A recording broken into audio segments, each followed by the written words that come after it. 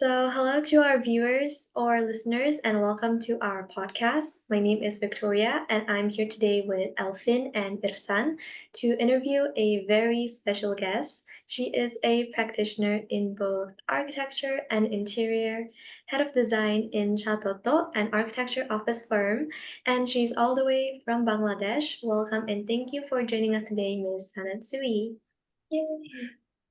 Thank you so much, Victoria, Dina, and Ishan. I'm really honored and pleased Yeah, to have a conversation with you. Yeah. Yeah, we're also very honored to have you join us today to share some insights about your work in this field of architecture. As architecture students, we would love to hear more about your thoughts and experiences to learn more about architecture in general.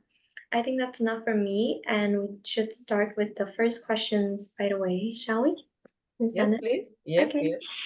Okay, I think first our viewers or listeners would want to get to know more about you. So, what would you say is your work focus as a practitioner in this field?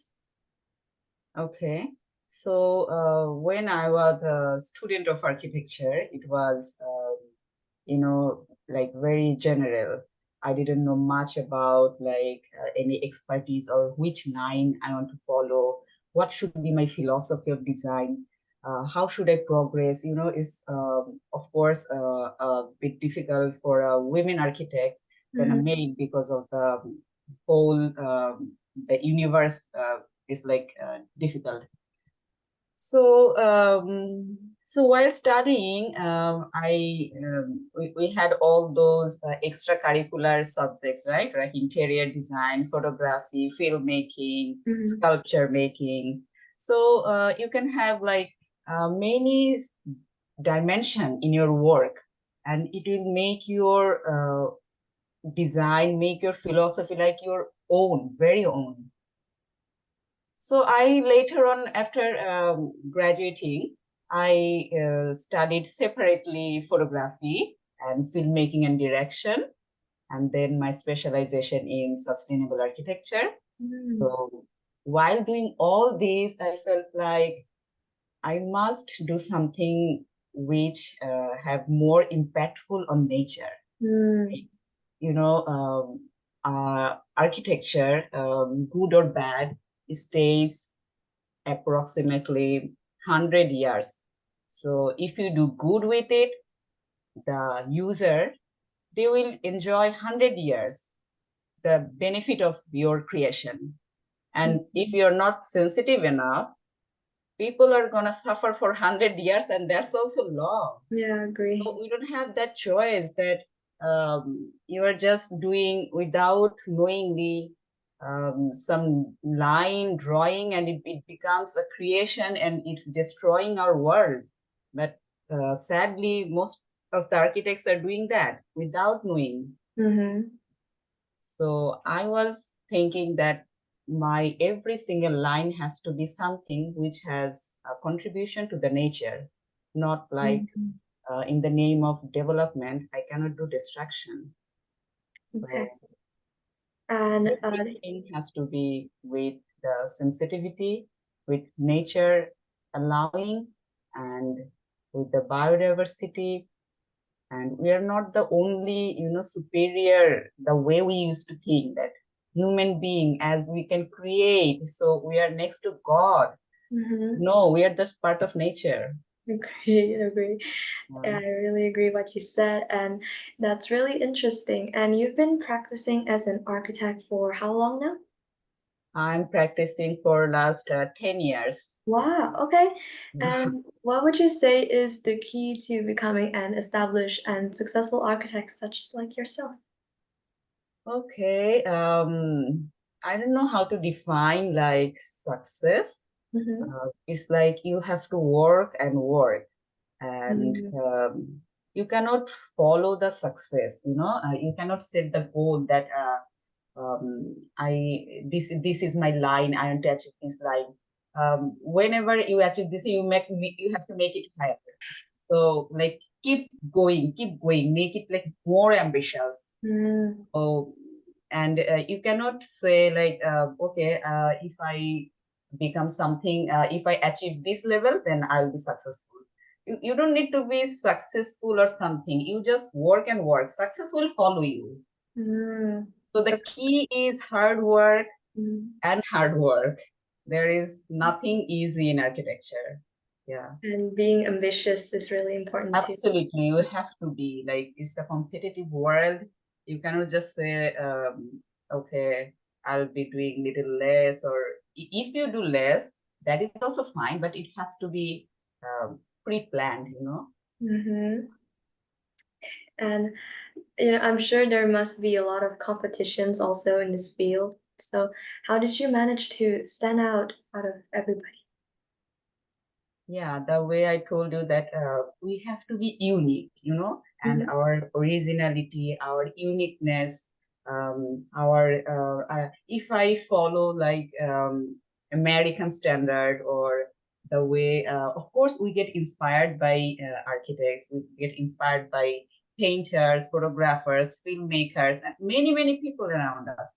But you have to be on your own. We'll gather all the knowledge, and if we produce a little bit, it has to be your own thing, your own belief, your own culture, your own identity. So that's make you different, because we all are unique creation, we all are amazing. We just have to show ourselves the way we are. Mm. Okay. So whenever we Mhm. design something or build something, there has to be something, if it's less, little, but unique. Okay, thank you so much for the answer, and I think it's really cool that now you're at where you are right now, which is yeah. Oh, I am in Singapore. So if you know that the World Architecture Festival is Mm-hmm. going on here. So Oh. last time it happened in Portugal. So we participated that time for a landscape project of ours, which held in old part of Dhaka city. So Mm-hmm. transforming that one, and we won that award. So this time we are the juror of this award function. So it's like a very prestigious platform, the World Architecture Festival. And last night also it was very happening. All the jurors, all the participants were there. I think you guys also, whenever you got chance, you must participate and visit this kind of program. Then you will actually get to know. I learned a lot yesterday, like different part of the world, the architects, how they think, it's completely different, you know. So whenever you go, you meet new people, you know their works. So it's amazing. Like we are gathering more information, and of course you can evaluate your work as well. You know, like we have to be like conscious about where the world is going, how the politics are working every part of the world, and how the world architecture is changing. So it's very important to be updated, upgraded. Yeah. Agree. Okay, next. That's wonderful, but I am curious to know what made you study architecture in the first place? Okay, that's a very interesting question. Because by nature, I'm actually the challenge lover, you know. So I was like, I have to be someone, I have to be study something which seems real toughest to me. So if I can achieve the toughest one, so I can consider myself, okay, I have done something. Like, and I found the studying medicine and studying architecture is the toughest for me. Mm. So I was like, I want to live something beautiful, something creative. So I choose architecture. Yeah. And I still believe this is the toughest profession. My goodness. I see. Did you ever feel like regret majoring in architecture? Sorry again. Did you ever regret feeling like majoring? Did you ever No, feel no, no, Oh. no? Oh, absolutely no. This is Oh. something like it takes approximately 3 to 5 years for a regular building to build on. When you design, after that is 3 to 5 years approximately, right? So within the 5 years, your struggle is like, you cannot compare, because you are not getting anything. You are not getting any, not of course that enough money to live in, and working with, architects are like the filmmakers. It's a team. You are the director, and you have so many people around you. Uh, the director cannot make a film by himself, right? So architects also cannot build a building by himself or by herself. So we only design. It's only the 10% of the whole procedure. But you have to build the thing. It's not a painting. Architecture is not a painting. You have to draw in a way. You have to build in a way that after 5 years, you will get to know that people will say, oh, okay, it's a nice building or not. So the struggle is real. And after that, if you do good, you will be seeing like appreciation from everyone. But within that, it's like a painful process, and you don't know that how it's came out like. And the process, you have to work with the workers, the engineers, different type of engineers, the clients. So many people's engagement, but the leader is you, right? So you have to know their language. You cannot say like more architectonic way to make them understand or build understand. So you have to know your client's language, your site engineer and electrical, mechanical, plumbing, civil, structural, and the workers who will build it. So the whole responsibility, anything good, you'll be appreciated. Anything bad, you have to answer, right? So it's like whole game, and it's in your court. So whenever the good thing happens, nothing can stop you. So it's like an addiction. Architecture is like an addiction. And I think if we cannot make it our addiction, you cannot survive. Like and keep telling you that it's the toughest profession. There is much more frustration while working. And of course, I can say my each project, I had to cry. I mean, there is days that you will feel like that nothing is in your court, like nothing is the way you are imagining or you are dreaming or you are working for. So you have to keep struggling, keep working, keep working. So yeah, but the final thing is our final stage when you see your work in the newspaper or magazine or people appreciating from different part of the world is the addiction. Yeah. It's You really cannot, satisfying. you cannot leave it. Yeah. So I don't regret at all. Wonderful, wonderful. Uh, well, as an architecture student, many of us encounter stress and maybe even anxiety. Is it true that the stress and anxiety is unavoidable?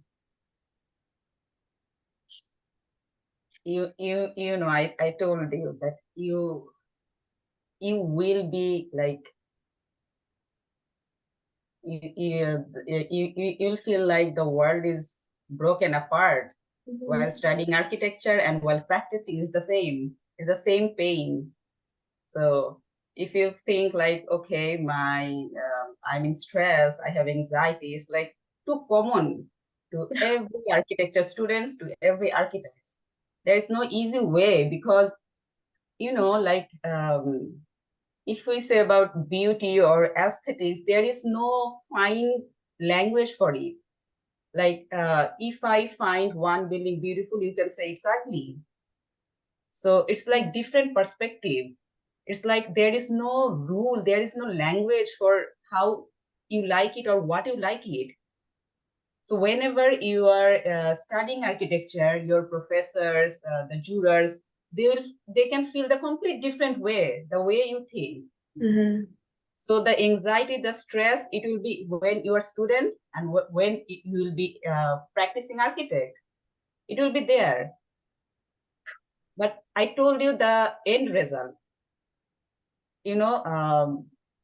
Architects live in their designs. If you heard about in Bangladesh, our assembly building, National Assembly Building, is designed by Louis Khan. And I have visited many countries. Many people knows Bangladesh just because of that building. Many architects comes to Bangladesh just to see that building. And he didn't get paid. If you know that he died in a rail station, in a washroom, with no money, with hunger. So of course it is difficult in a architect's life. It's difficult. But you see his family, they are the like immortal people. So we'll die, but our creation will be there. That's a different feeling. That's a good way to see it. Yeah, absolutely. So it's Well, okay. that's Anxiety, something. stress, super okay. It will make you stronger.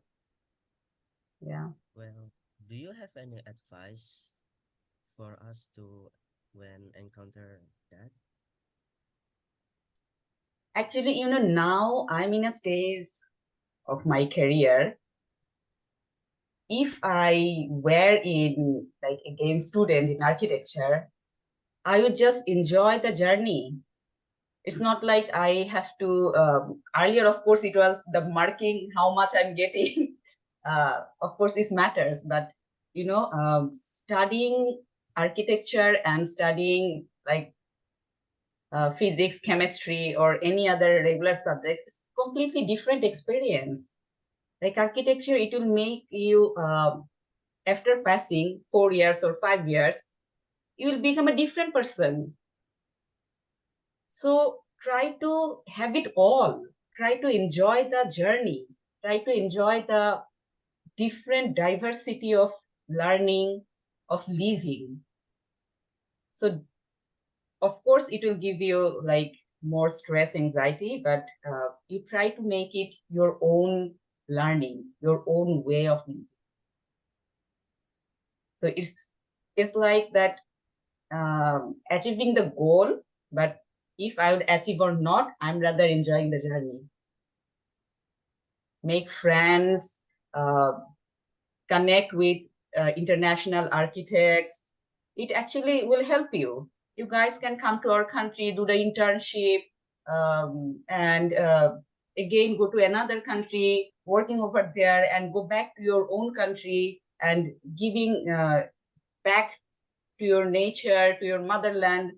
So this is the best way we can give others, right? We are not here only for us, only for our own good. We have to give back. Yeah. Okay. So enjoy the journey. I will. Thank you. Well, it's definitely not easy to be an architect. What do you think is the hardest challenge an architect could possibly face in this field? Okay. The hardest challenge, there is not one hardest challenge, like there are many. So the number one thing you'll suffer, the client won't pay. So you are creative, you want to go to your society, you want to give back to the people, you want to save the nature, you want to save yourself, you want to save the world. But when you are not getting paid, everything becomes meaningless. In a certain age of your life, you have to maintain a family, you have kids, their schools, you have father, mother to take care of, you have your own life. But we have to learn how to deal with this. And I think it's a common problem everywhere in the world. Number one thing. Number two, which is also most important, is the construction. Like you can dream many things, you can draw many things, but when it's about construction, it's not the same. So you have to build with the workers who has no idea about what's going on in your mind. So you have to make sure that what you are drawing, you can implement it, right? So from sketch to implementation, the journey is something I believe you will memorize like every project from your life. Like every single project we say is our single baby. It's like from the home to getting out to nurture it. It's the whole process. It's such a painful process. Every architect says, okay, it's my another baby. So every single project is like a own child. So that's another thing. And dealing with, of course, the engineers, with clients, that's also something like art, you know. That's why we need to know the negotiation, the politics, the culture, because negotiating with other people is also very important, because everyone thinks they are smarter than you. The clients think that, okay, I know better than you. You just have to draw it the way I'm thinking. Actually, no. You have to make him understand that you are the consultant, not him. So psychology, reading psychology is also important in architecture. So in this case, I'll tell you that to learn more diversified way, like reading books, watching good films, and communicate with the different kind of people, you know, to make you more enriched. Like not only with architects, meet other professions people. So you'll be getting enriched. Yeah. Okay. Well, do you have, what is the hardest challenge for you personally? My hardest challenge nowadays, of course, not getting that paid Okay. with the agreement, because yeah, my only thing is how come they build the whole entire building and not giving me the tiny fees, but it's everywhere. Yeah. So we need to learn the art of negotiation. Yeah. And as our farm is a very old one, so we have like good team, good support system. So in terms of construction and dealing with the clients, we have already learned it. So Bangladesh is doing really good in architecture. So I tell you guys, do come and visit our works. And yeah, you see, last few years we have got many Aga Khan awards for architecture, and of course doing very good in construction as well. Yeah. So now the people in Dhaka, they already learned the importance of architects. That's also very important. You know, like 30 years before, people were like, it's my money, my land. Why am I giving you to design? I'm enough.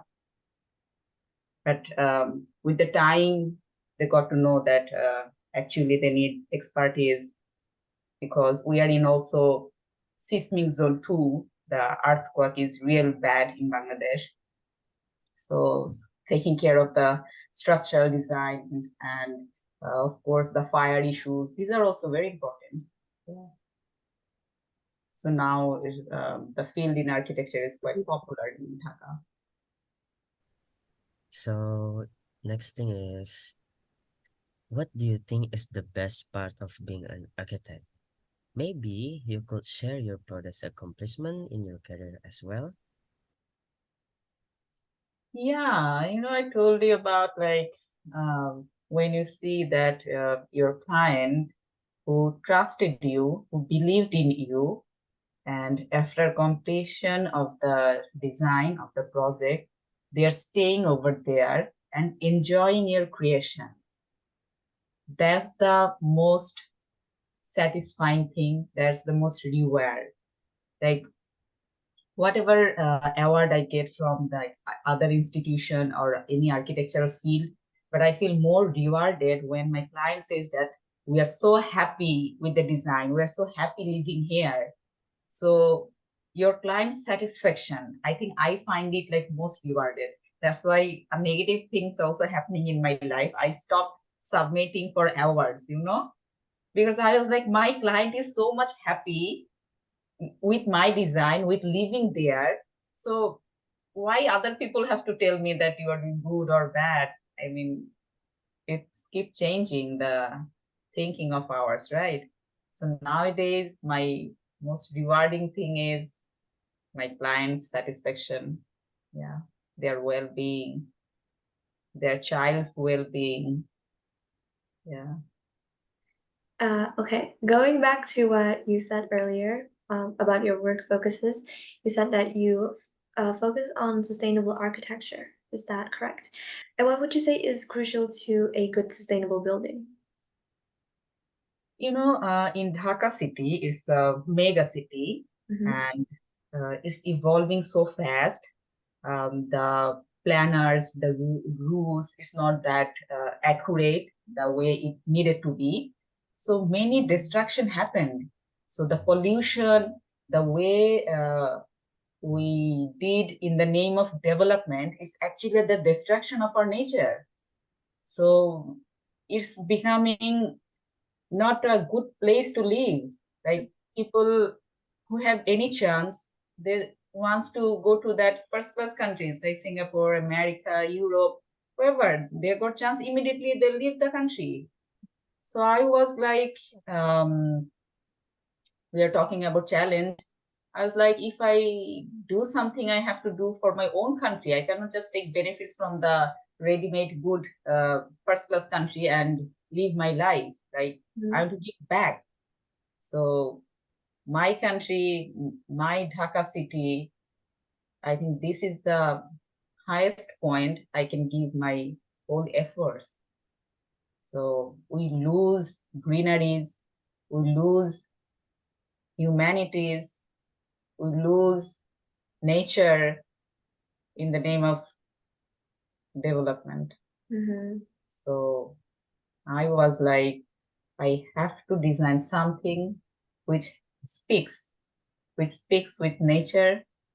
My clients, their childs, they live in a place, they feel that we are loaded with oxygen, we are loaded with birds and butterflies, but not only like it's a beautiful building, it's a landmark. I don't want to be like that.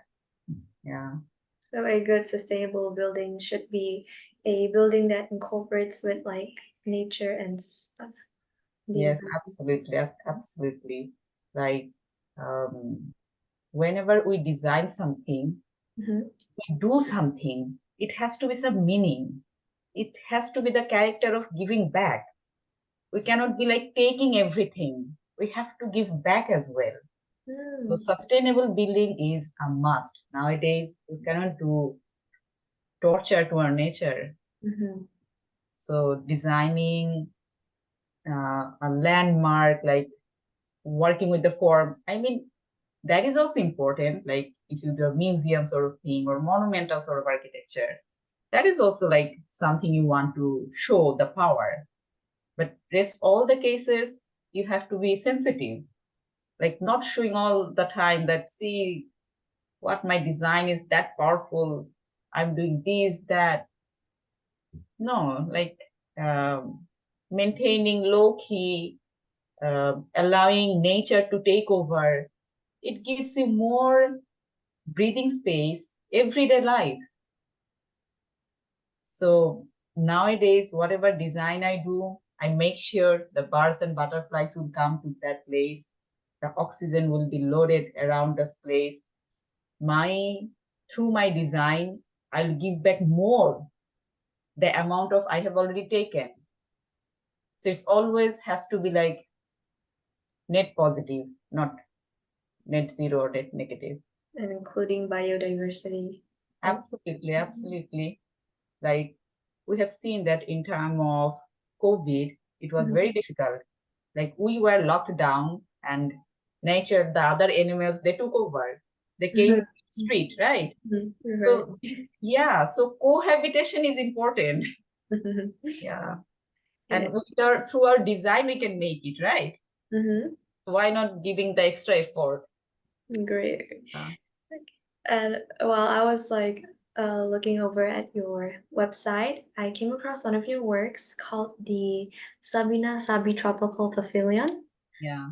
Yeah, I think that one really stood out to me because we in BINUS University is actually tasked with designing a pavilion for our first semester. So I think I got interested and I read the article about it. So can you tell us a bit more about the design and the sustainability aspect of the Yeah, pavilion? right. So my client came with the idea. She told me only one line. Mm-hmm. Design me my home like a poem. Mm. So that line actually triggered my mind that she has a small amount of land and with very small budget. So how to make it like a poem? So again, I took the challenge, have to make it the way she cannot express. Like you cannot express a poem, you have to feel it. You have to feel the client's mind, what she wants, and translating it in your language. So I created in a way that I named it Tropical Pavilion because she is going out of the city to stay in that place for 1 or 2 days in a week. So she needs something which she doesn't have in her own place, right? Mm. Otherwise, why I'll be traveling that far to have that? So that tropical pavilion, I opened like in our country, the wind direction is in north south. So I opened every single doors in north south. So in that room there is no fan, there is no AC, and still the breeze is coming, the light is coming, the sunshine is coming. So we don't need to give extra energy to make it understand, to make it livable. And I have also put small water bodies, else her land is real small. Mm-hmm. So with the with the water, it comes that cold breeze, right? So I allowed cold breeze, light into that place, so it becomes their whole place for weekending, and each and they're so happy with the place. They're inviting people, and people also wants to keep coming back to their place on and on.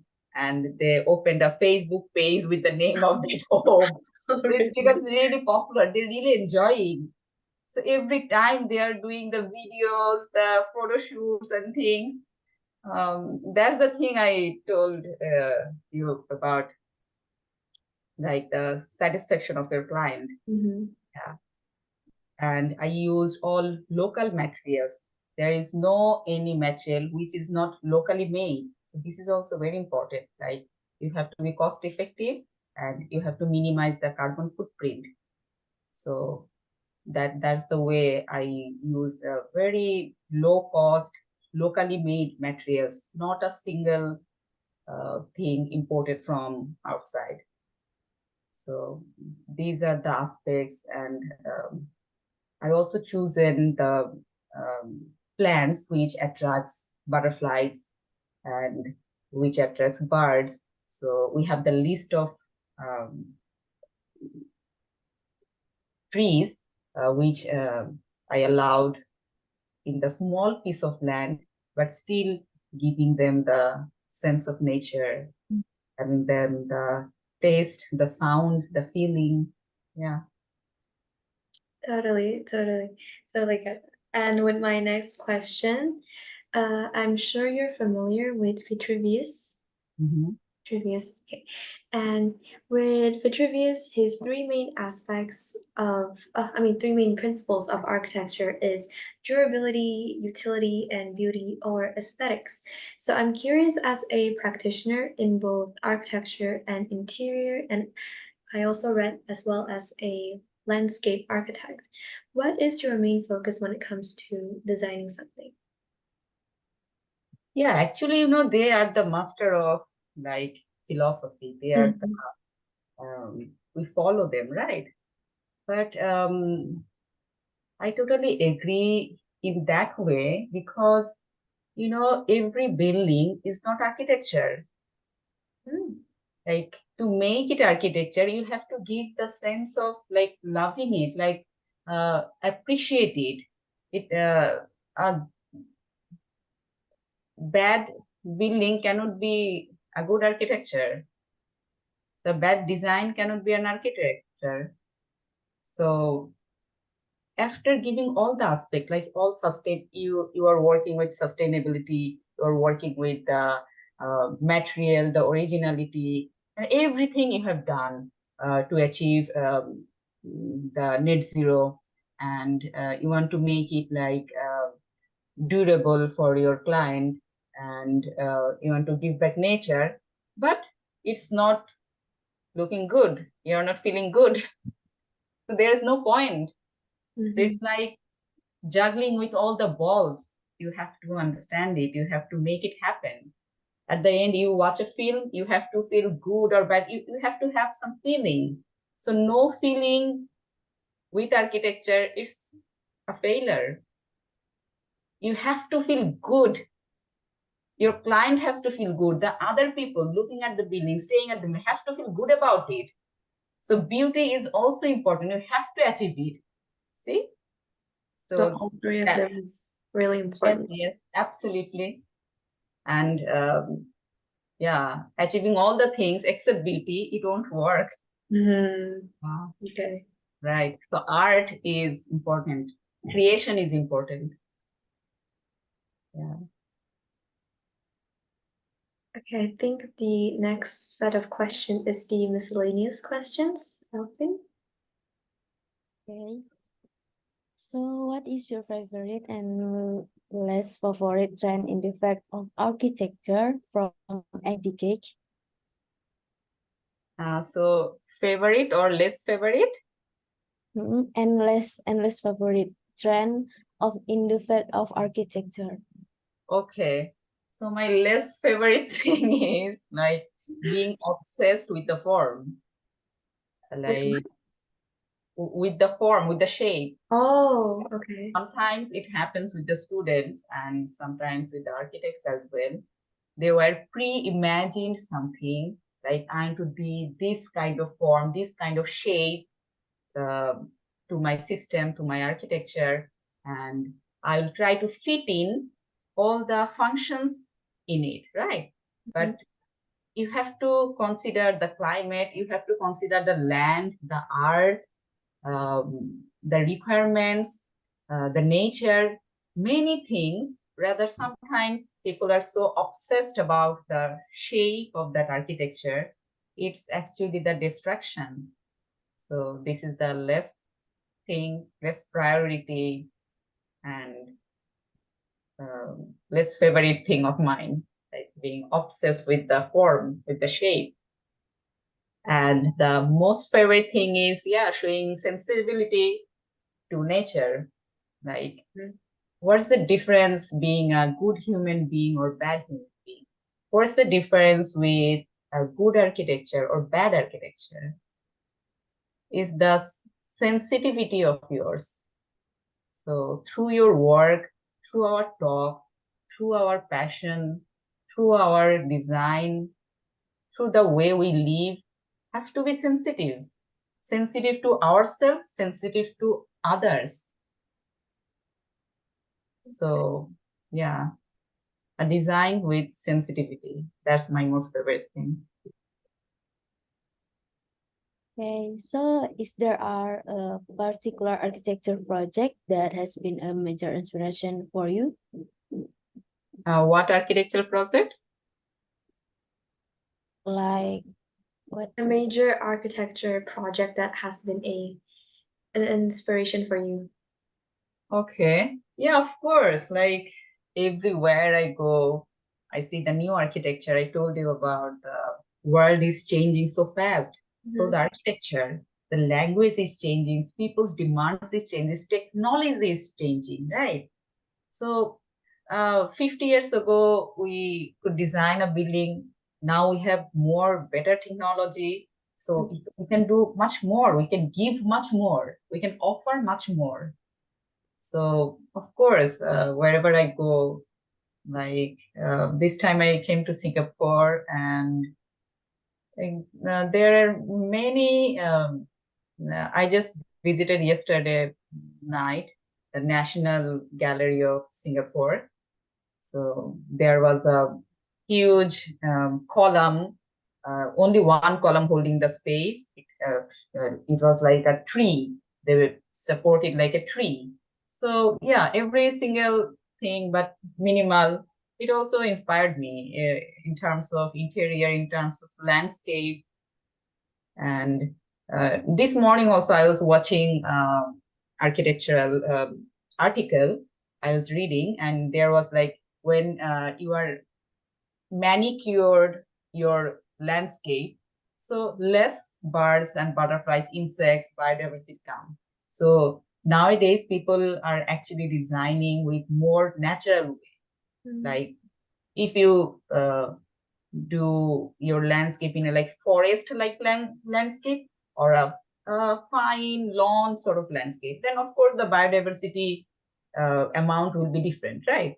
So it's time the small sensitive things, small things which talks with nature and giving more affectionate with your architecture. It's like I'm getting more inspired with this sort of small sensitivity rather than like wow sort of architecture, like monumental sort of architecture. Yeah. But still, I can say you that people know Bangladesh with the work of Louis Khan. It's really monumenting, and that's also great in a way. When Louis Khan built that project, there was no worker they can do it, so he has to invent. Nowadays the concrete structure is so machinized, it's like organized.